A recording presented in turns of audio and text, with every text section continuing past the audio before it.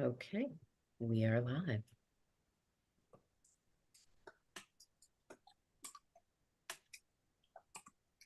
Do you want me to start the recording? Do I? It's recording. We're Oh, live. I'm sorry. Okay, thank you. Okay. So good morning. The time is now 9:35 a.m.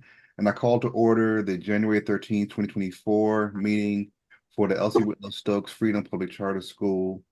Welcome to our board meeting. My name is Anton Smith and I am the board chair. Our board members today will introduce themselves through roll call.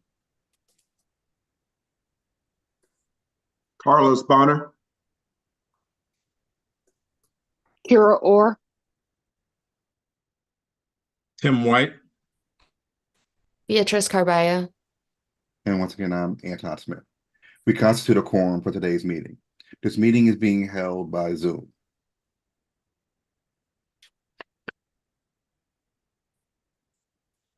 Our first order of business is to, excuse me for a sec.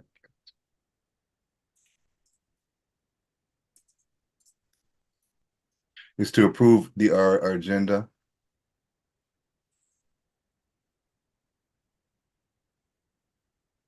Is to approve our agenda. Can I get a motion to approve the agenda for our November 11th, 2023 meeting? I motion that we approve the agenda for January 13th, 20. I'm sorry, November. I'm sorry, I misspoke. I'm sorry. Let me clarify. Can I get a motion to approve the minutes from the November 11th, 2023 meeting? I motion that we approve. Is there a second? Second. Okay, it's been motioned and a second to approve the minutes for our November 2023 meeting. We'll do a roll call vote. I'll call the names and you say indicate aye or nay. Tim? Aye. Beatrice? Aye. Kira? Aye. Carlos? Aye. And I, Anton Smith, aye. The minutes from the November 11th, 2023 meeting are approved. Okay. So at this point, we can move into the report from the interim executive, Bobby Carriero. All right, Anton, just a clarification on the agenda says approval of the agenda. Does that actually have to happen as well? I just see it on there. I don't know if it does or not. That's a good question. Should it say agenda and minutes? I know we have to approve the prior minutes, which is, oh, I'm sorry. I'm sorry. I got ahead of myself. As it indicates on the agenda, we need to approve the agenda for this meeting. Is there a motion to approve the agenda that was sent forward for this meeting?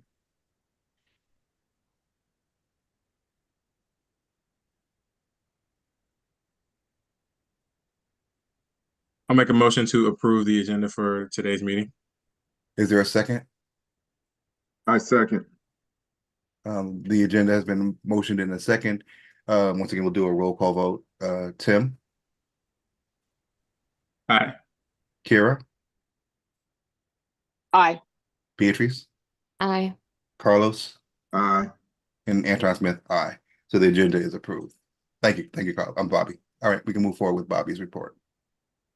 All right, let me go ahead and share my screen.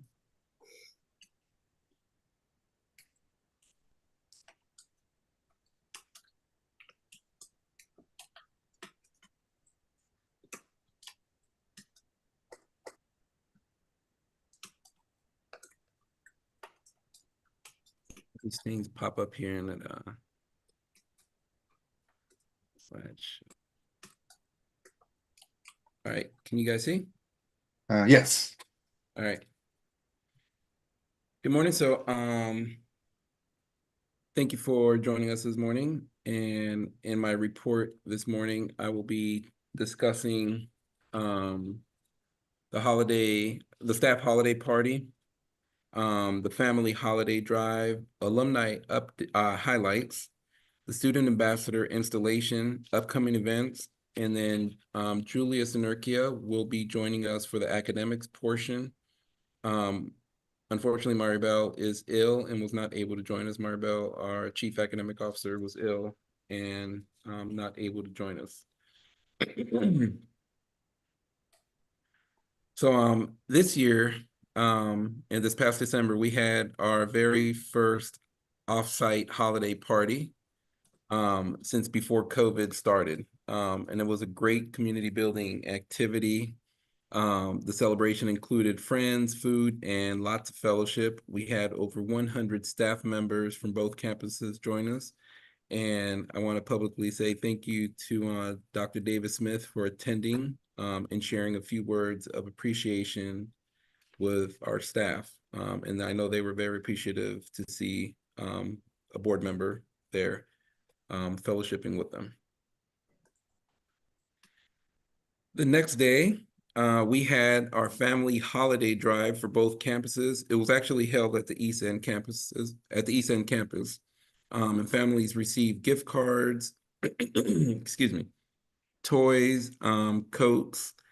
And we want to give a huge shout out to all the families that donated money and items to make this happen. And I especially want to give a shout out to the PTA and PTO for their generous contributions. You know, for it was both monetary and items.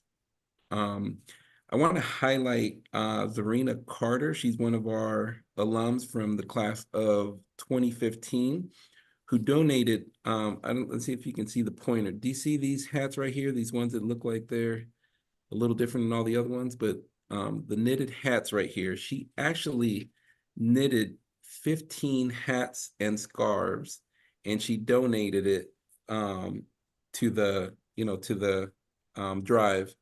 And as parents were picking out, I'm like, hey, I got to tell you something special about this hat right here. And some of the parents had picked, one of the regular hats, but when I told them the story about that one, they're like, oh no, this is too heartwarming of a gesture not to take this one. So it was great, and I want to thank Serena. I don't know if she's ever going to watch this video, but I want to thank her for donating those items and taking care of her community.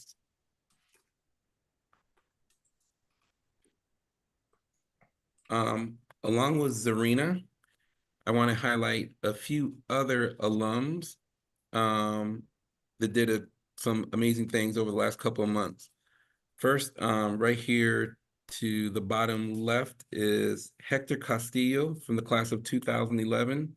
He was interviewed by a newspaper called Voyage Baltimore newspaper. They highlighted his artwork, and he draws and creates like anime cards that look similar to Pokemon. And his hopes are to one year have his own line of cards. And I think I might have, but let's see if I can see his artwork. Yes. So this is him right here. This is his Instagram, but these are his cards with the names of and as you can see, they're, they look like Pokemon cards. So hopefully, if you know any investors out there that want to invest in a whole new line of anime cards, shoot them our way. And I think I might actually reach out to him as well to see if I can have him create, some of these in poster size so that we can maybe put them up throughout the school.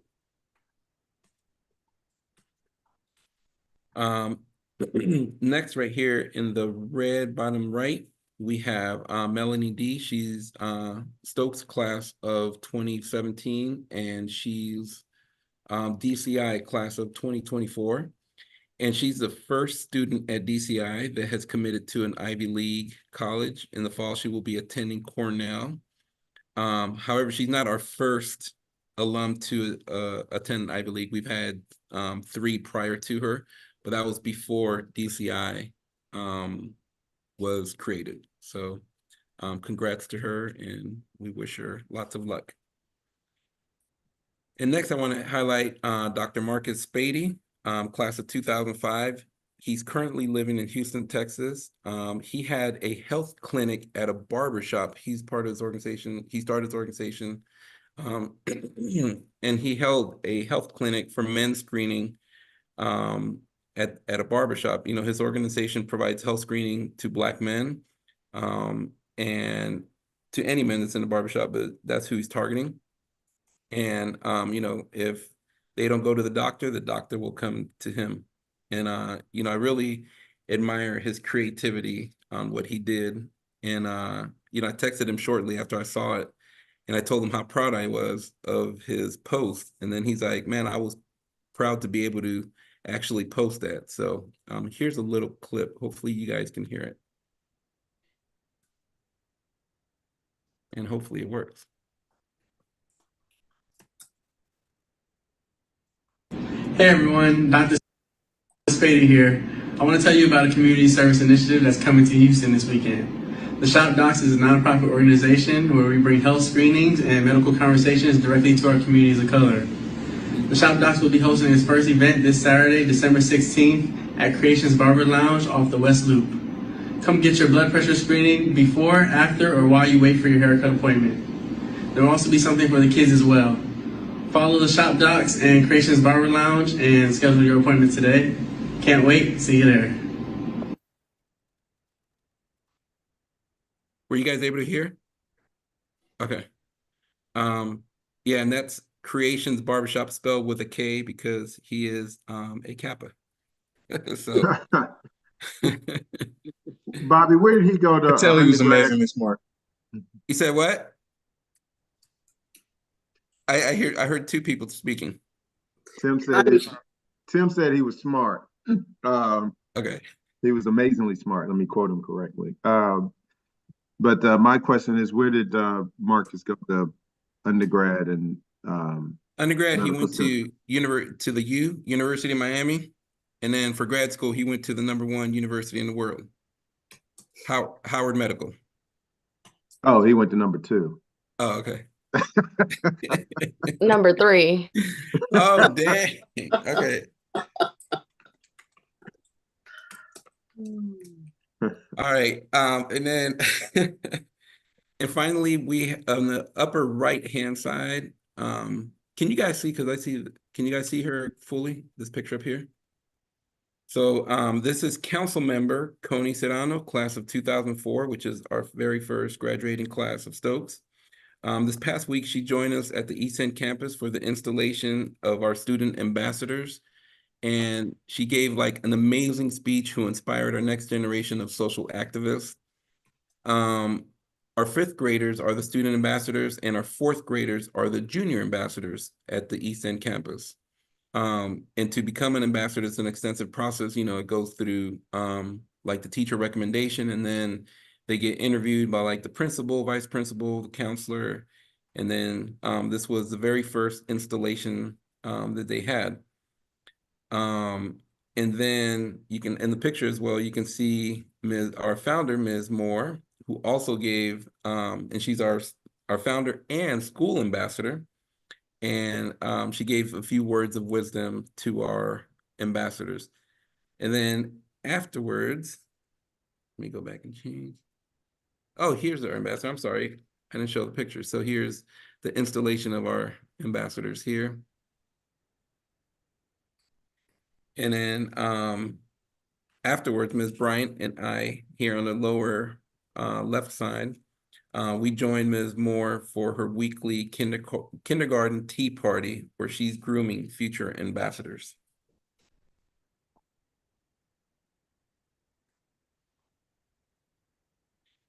And then here's some upcoming events.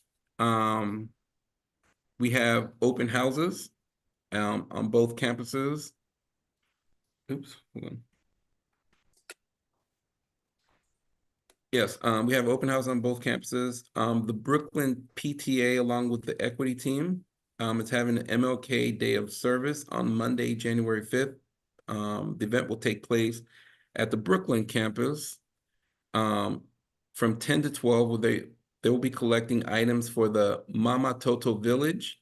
The Mama Toto Village is a nonprofit organization based in Ward 7 that is devoted to serving Black women through the creation of careers, maternal health, and providing accessible perinatal services, support services. That morning, scholars will also be writing like care letters to the mothers that they serve. And I did say that correctly. It's perinatal. I thought it was I thought when I first saw it, I thought it was prenatal, but prenatal is just before. Perinatal is before and after. So that's something new I learned through this organization. Mike Roskam, he's the executive director at DCI. So Mike Roskam and myself, we will be hosting 2 in-person DCI information sessions at each campus. So on Friday, January 26th at 8:30 a.m. at the Brooklyn campus, and then Thursday, February 15th at 6:15 p.m. At the East End campus. And we will also be live streaming for folks that can't make it. And this month, we will also have a visit from the French consul here in Washington, D.C. She will be visiting the East End campuses, or the East End campus. And other events are the Spelling Bee, the Friendship Ball, and of course, Black History Month celebration. And you guys are invited to any and all of these. And I want to see if there are any questions or comments from my report before we move on to the education part. And Ms. Bryant, I don't know if you can text Julia or if you have, or I can text her. Julia's on. Oh, okay. Julia, do you want me to continue to share my screen, or did you want to share? That would be lovely if you don't mind. Okay. Good morning, everybody. And before we move on, any questions on any of? Good morning, Julia. All right, so I'll go ahead and Good morning, Julia. Good morning.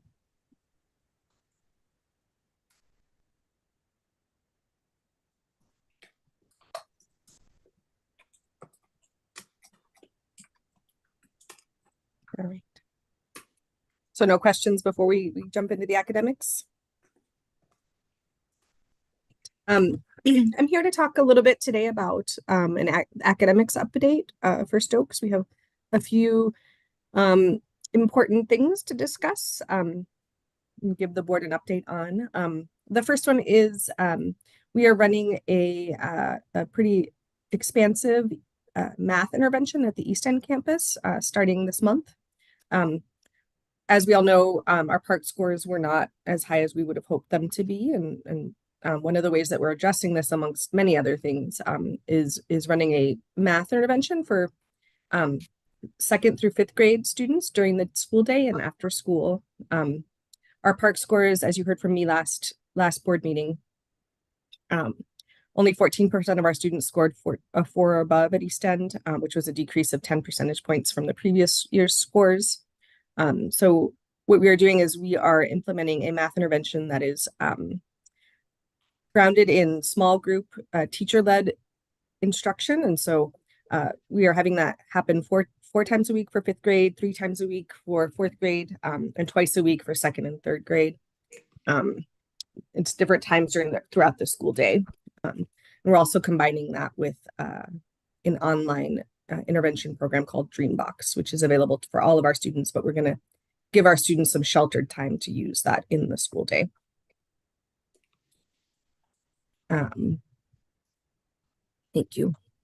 Another big update for academics for this year is that we are shifting our English language arts curriculum.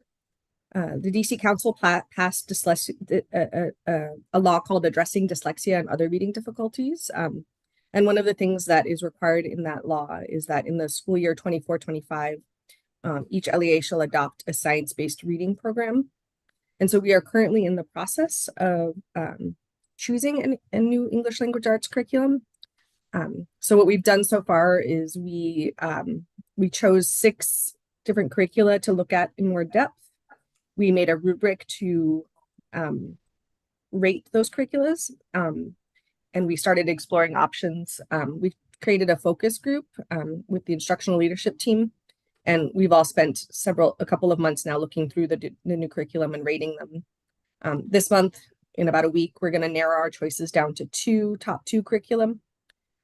And then next month, we're going to have teachers teach sample lessons and conduct a focus group amongst teachers and review data from the focused group. And we're going to decide on our curriculum. And then in March, we're going to purchase the curriculum and develop an implementation plan and plan our PDs throughout the spring and implementation and preparation for the new curriculum. which will, begin its rollout in August during our August summer professional development. Next slide. And the other big update for academics is that we are actively preparing for our 5-year IB evaluation visit. We are currently in the process of gathering documents for the preliminary deadline and working on our policies. We'll need board support for this process because one of the things that we'll have to do is once we have those IB policies, there's 5 of them updated, we'll put them forth to the board for approval in the summer. And then the other thing that the board will need to be involved in this process is during the fall 2024, we have to do self-study focus groups, and we'll ask for board member participation in those focus groups. And then in winter 2025, our self-study is due, and then we finalize our school visit and the logistics of that. And then March 3rd through 5th, the IB organization will send representatives to visit our school and have meetings with all of the various stakeholders, including whoever participated from the board in that focus group. So I just wanted to preview those things for you all. Any questions on academics for this update? Yes, Julia, actually, I have 2. Yep. The first is and I'm glad to hear about the interventions.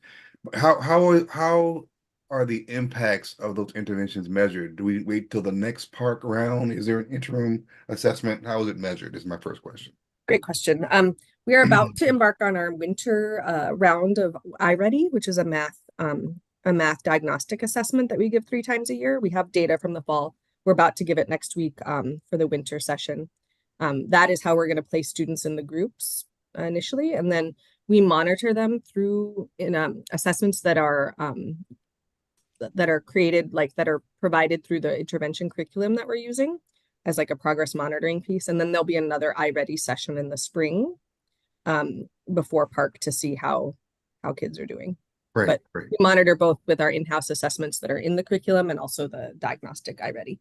Great. And then my second question, a little tougher as someone who does testing.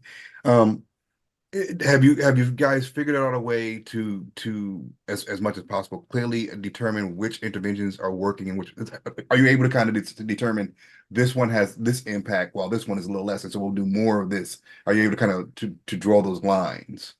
Yeah, that is a tricky question. I think anytime you look at impacts on education, there's so many different factors that go into them that it is sometimes hard to suss out. But what we always do is when we look at these diagnostic assessments that we give 3 times a year, we mark which students have received which interventions and then analyze their growth data relative to each other. And so that's, because, different teachers are going to have different impact on test scores. There are other things that are happening at home, potentially, that other supports that are given, that there's a lot of factors, but at least when we do something, especially when it's widespread like this, we can get a sense of, if it's effective or not, because we have enough students participating in it that we can kind of suss out impact. We've had a lot of good success with our ELA interventions last year. We got some really good data based on those. And so I hope that we have similar results with our math data this year. Excellent, excellent. Thank you very much. And also, the dyslexia, when like all of our staff that are student facing, they had to do a dyslexia training. So all of our staff, like everybody that works with kids, had to do a pretty extensive training. So that happened as well. And I know something else that has affected, or we believe, something else that has affected some of the test scores at Easton is the high rate of truancy compared to the Brooklyn campus. So on Monday of not next week, but the following week, a group of us are going to visit a school in Southeast that serves mostly Ward 7 and 8 boys. And they have an attendance rate of 92%, which is very, very, very high for that population. So, we're going to visit their school, a group of us, the vice principal, the school counselor, and a few other folks and myself are going to head there, you know, and see what they're doing to, and it's not like a silver bullet, like you do this and this happens. I'm sure it's like a multi-layer, you know, like strategy that they have to get numbers that high. But you know, again, you know, beg, borrow, steal.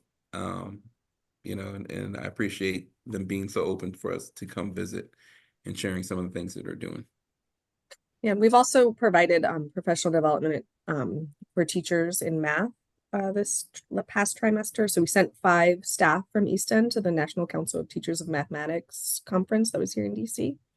And then we had a debrief session with the principal, and they shared their learning there. And we've also been doing in-house professional development with teachers to make sure that they're using student data to plan their instruction effectively. Julia, I have 2 questions. Yes, ma'am.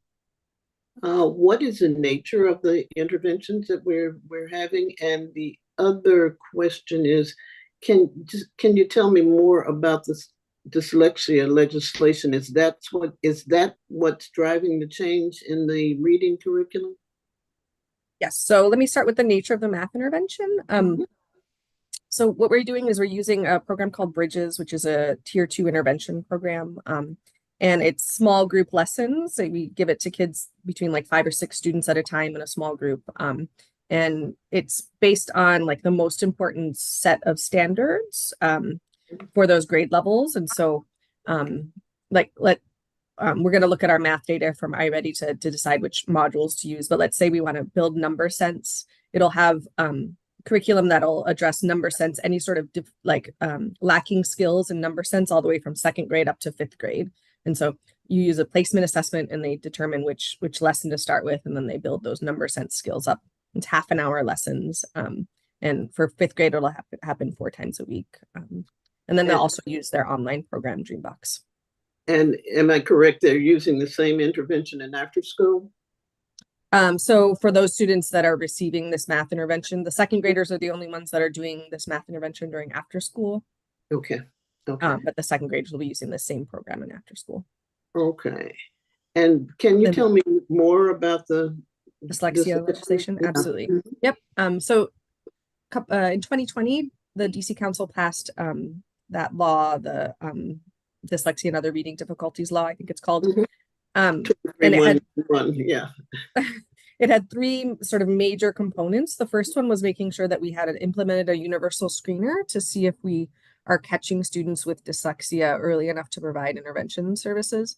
And so we had already actually met the requirements of the law because we had previously implemented DIBELS assessment that we give 3 times a year. So that part we'd already met that section of the legislation. The next part was to make sure that all educators that interact with students go through a dyslexia awareness training.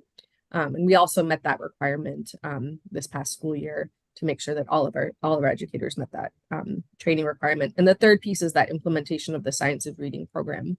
And so that, along with sort of shifting understanding of instruction in English language arts amongst that legislation, along with our own shifting understanding of what needs to happen in English language arts has prompted the change in English language arts curriculum. Have we figured out how to align that with our Spanish and French language arts instruction? Yeah, that's always the tricky question because we have, technically half the time to teach language arts in English as, a typical school that is one language might. And so, making sure that our target language teachers are also using like science-based reading approaches when they're teaching reading, whatever that looks like for that particular language. It's going to look different, obviously. And then also just sort of like integrating as much as we can the other content areas so that we can have more time with literacy. Sounds like a big PD reach. It is. It is. Okay. For sure. Thank you. Thank you. Any other academics questions I can answer pretty well?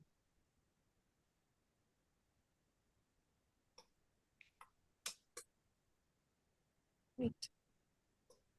Well, thank you very much for having me. I really appreciate it. Thank you so much, Julia. We greatly appreciate it. The rest of your lovely Saturday.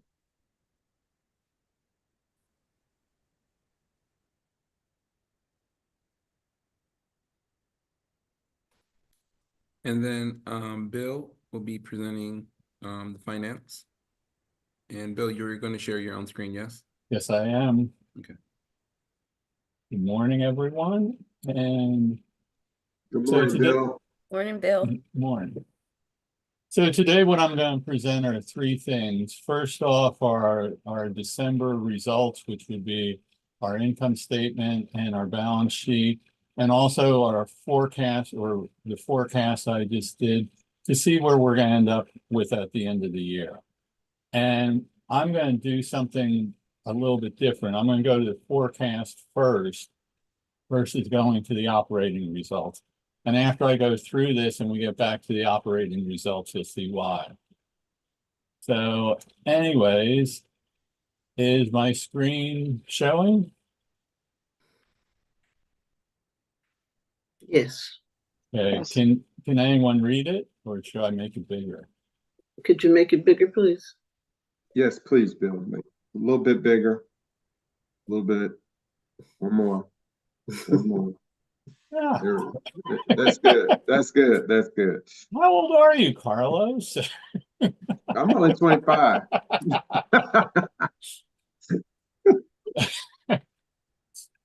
So anyways, what we have here is the approved budget from 23-24, our budget from 24-23, and what I call forecast one. This is the first official forecast that I do for this school year.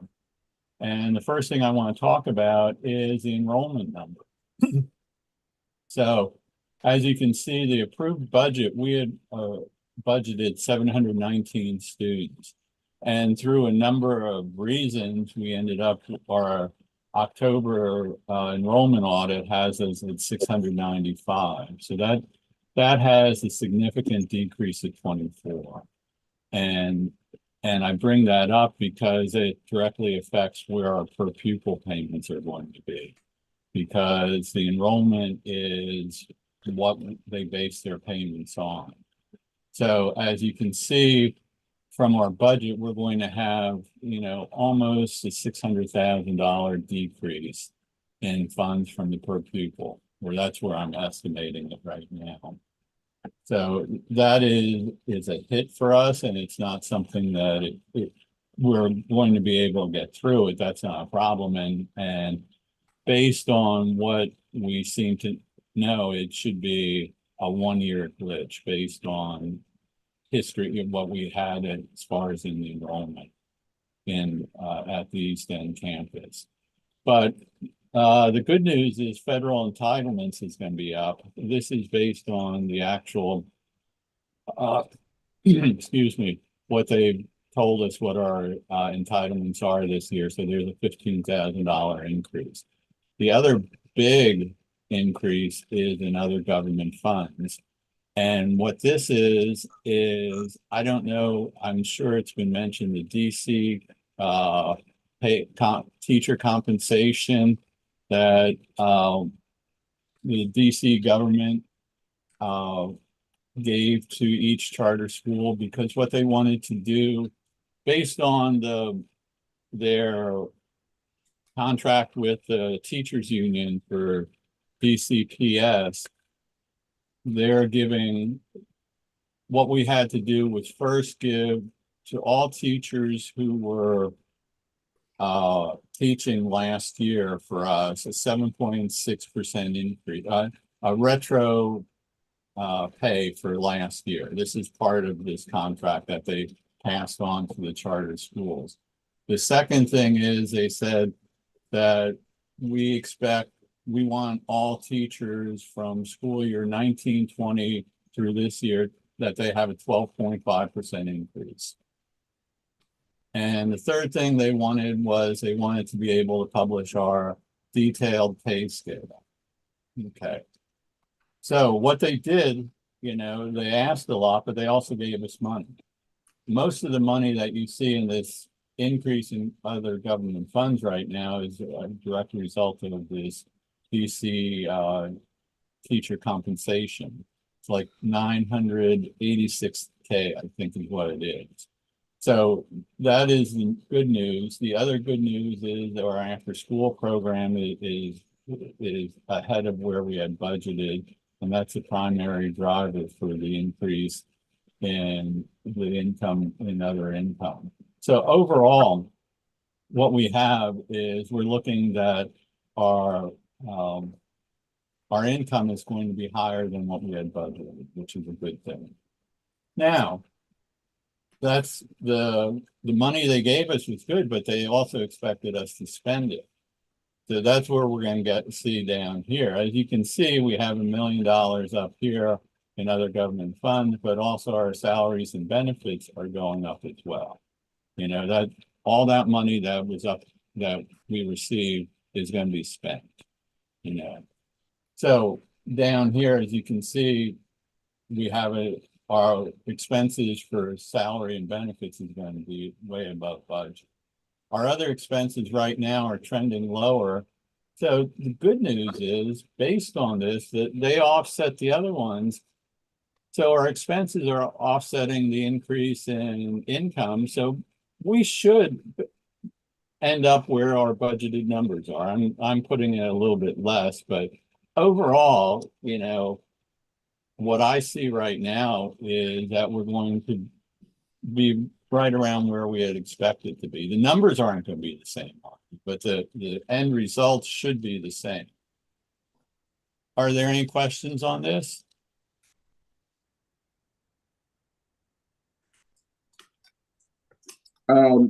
Bill, just one thing, I think one of the things we continue to be with the interest rate swap to be that being a benefit to the school right now. Is that correct?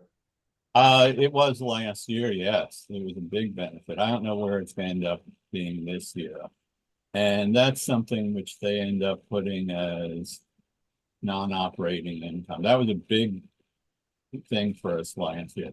I don't know if it's going to be that big, or it might actually go the other way because there's going to be less time involved with it. Unless and I don't think the interest rates are still increasing like they were. No, but if they remain at these levels, we're still in the money as far as Stokes goes, Yeah, correct? we're in the money if we decide to get rid of the swap. Otherwise, you know, the good news for us, and this is the first time in, God, what is it, about 10, 12 years that the interest swap actually benefited us. You know, it is an insurance policy. For those of you who aren't sure what we're talking about, the interest rate swap, unlike home residential mortgages where they'll give you a 30-year fixed rate, the bank will not give us a fixed rate. They will give us a variable rate. They say it's 30 years, but it's usually in increments of 7 or 8 years. And then they look at the loan again, and it's variable rate. So that can, in order to mitigate that and from a, you know, to keep things in a more controllable fashion, you can enter into an interest rate swap. And what that means is you say you want to, they come up and say the interest rate is going to be 4%. So anytime the actual rates are below 4%, you have to pay in.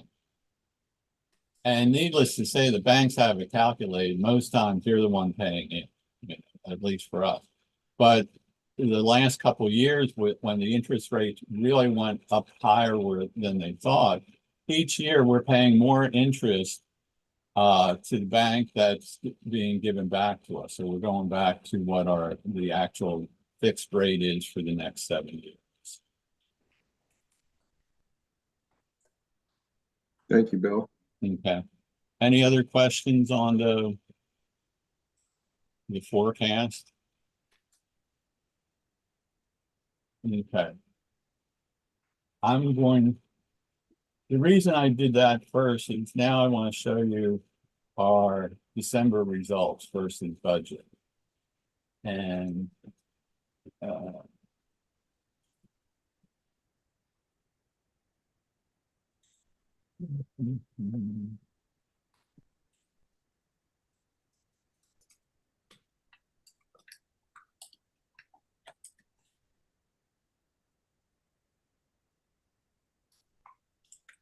Okay, let me make this bigger for Carlos. Thank you.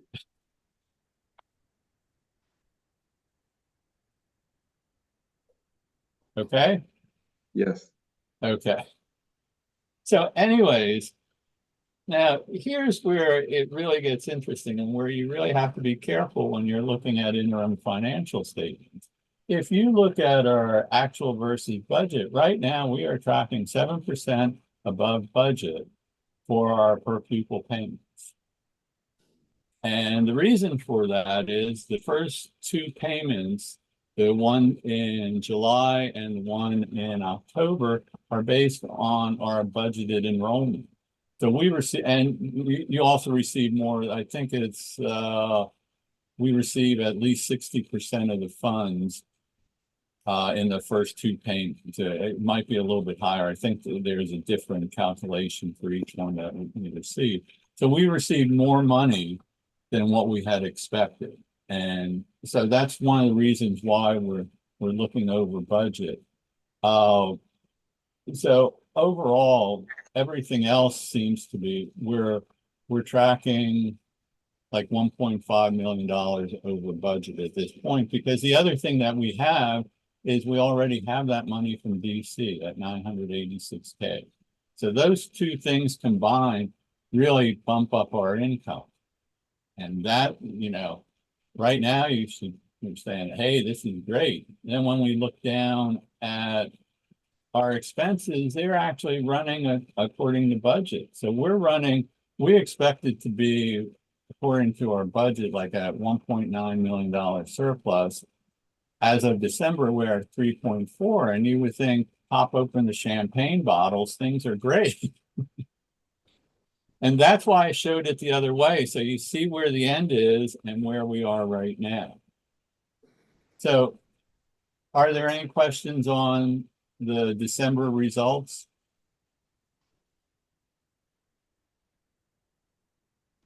The December results are good or bad? Oh, they're good. Thank you. That's all I needed to hear. Thank you. They're good, Ms. Moore. We're very good. Thank you. Happy New Year. If the year ended in December, we'd be great. We'd be like Tony the Tiger. Yep. So anyways, the only other thing that I really have, and I don't even have to put it up, is our balance sheet. And that's, as you all know, the one thing I always talk about is our cash position. Our cash position is probably about $1.6 million above budget. And a lot of that has to do, or above where we were last year. And it has to do with the same thing, where we have the increase and we have the DC compensation, stuff like that. So overall, you know, it looks great now. At the end of the year, we should be fine. That's my prediction forecast right now. A question for Bill and Bobby. I just want to make sure I understand. So the retro pay has been issued already to staff, to staff, and the salaries. Although I understand we're still in the process of working on a pay structure, but the salary adjustments have also already been implemented. Is that correct? Well, we actually started this year. The first year we had a salary scale, and it was a very preliminary one, but we actually put one together that we implemented at the beginning of the year. This was before we started the one that we're involved with now, which is for Ed, where we contracted with Ed Fuel to do a much more detailed salary scale, one that's going to have to be published. So what we have right now is we have given increases based on the salary scale we have now. We don't know what the new salary, and that's where some of the adjustments are coming from. Great. Thanks, Bill. You're welcome. Anything else?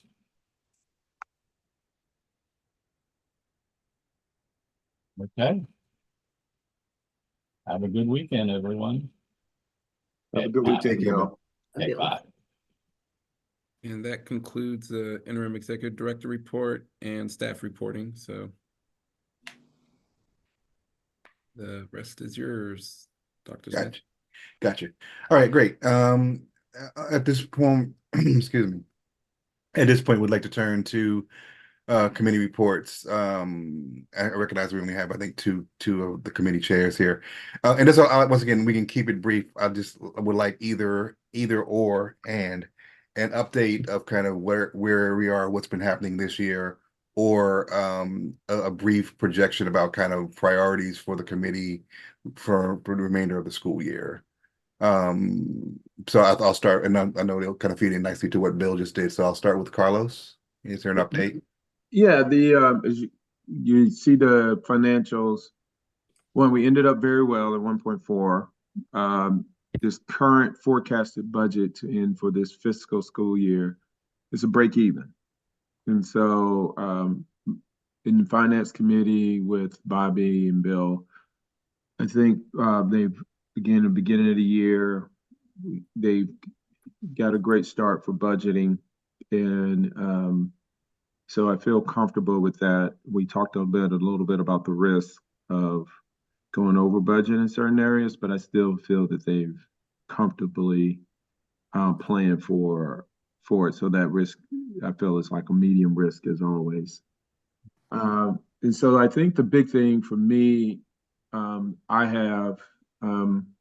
think that we as the finance committee need to continue to help the school as requested to source out the East End campus lease and just whatever resolution we can come to that and given our help give our advice to that initiative holistically so that moving forward it continues to be not a net positive for the school. And so just on an operating budget, I think that's the big thing for the finance committee to provide support to for the remaining of this year. Great. Thanks, Carlos. Sounds great. All right. And then I'll ask Kira if you have a brief report from academic excellence. I've got nothing to report. Okay. Any thoughts or plans about what's coming on for the rest of the year for academic excellence? We're mostly they were focusing on the intervention things, and so now that we've got some testing stuff, and I'll start to meet with the groups, then we'll look at some action items. Okay, great. Thank you. Okay, great. And then I'll move to discussion, action, voting item. Are there other open session items that any board member feels the need to bring forward or would like to bring forward?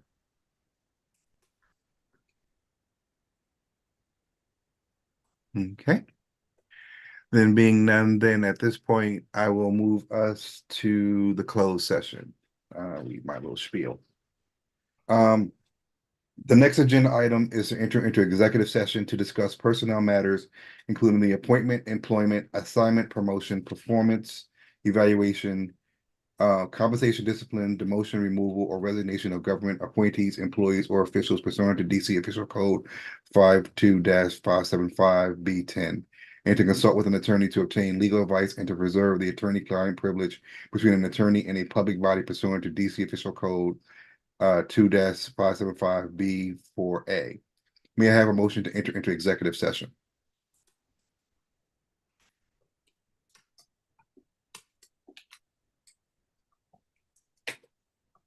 Our motion we move into executive session. Is there a second?